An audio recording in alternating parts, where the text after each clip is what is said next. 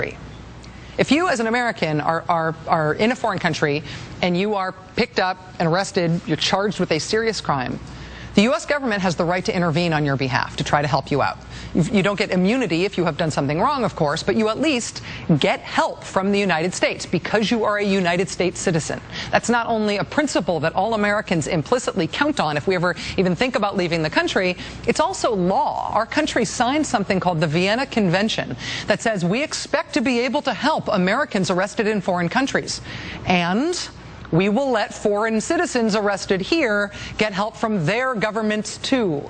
It is an international treaty. We are signed onto it. Congress ratified it. It is law. But not in Texas. Not in Rick Perry's Texas. In 2005, the George W. Bush administration ordered states that they needed to comply with this law. Texas, under Rick Perry, said no. The U.S. Supreme Court then weighed in and said the only way to force a state like Texas to follow this law here would be for Congress to take action.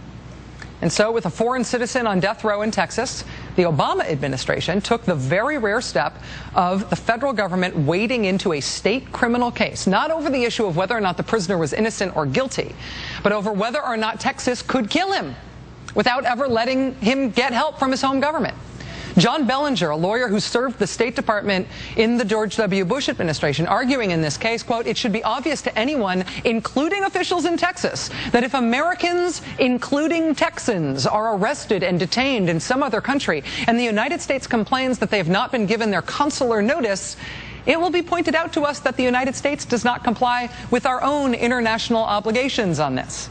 It cuts the legs out from under the State Department, he said, to make arguments on behalf of Americans who are detained abroad.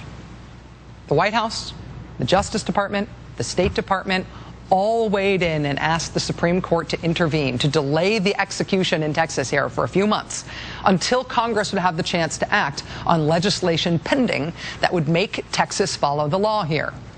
But 1 hour before the prisoner in Texas was scheduled to be killed, the conservative majority of the Supreme Court declined to postpone the execution. It was a 5-4 decision. Governor Rick Perry also could have granted a stay here, a 30-day stay. As of this morning, he said he was undecided on the matter. In the end, he too declined to step in. Texas killed Humberto Leal, the man in question in this case, at 7 p.m. Eastern time tonight.